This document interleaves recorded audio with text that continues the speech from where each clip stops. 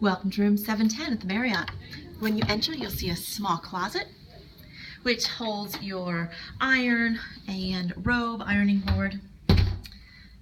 Then is the newly refurbished bathroom, which is really well done. Water pressure in the shower is great. They offer a lot of bath amenities.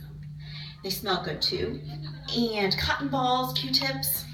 All of your linens are held underneath your sink, along with a really squishy bath mat, which is nice because the floor can be a little chilly when you get out of the shower. When you enter, you'll see you put your key card in to make all the electricity and everything work within the room. Let me show you how this hotel is set up.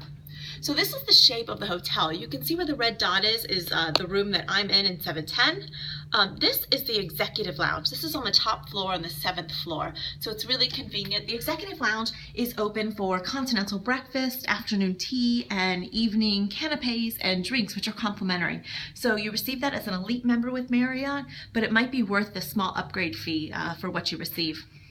Here's the bed. The linens are great here, really nice and starchy. They've done a good job with lighting here as well, so you can make it really bright even when it is kind of dreary outside, or they have these nice little spotlights, which are great when you just want to sit in bed and read.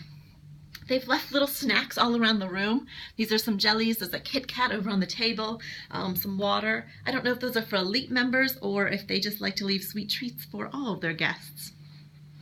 The television, which is integrated into the mirror, which is almost serves as an artwork too when the television's off. There is a hair dryer and coffee and tea service, which is replenished every day. Coffee, tea, and hot chocolate too. In this cabinet is a refrigerator, not a mini bar, but a refrigerator. So that could be convenient for some leftovers or some snacks too, and a safe.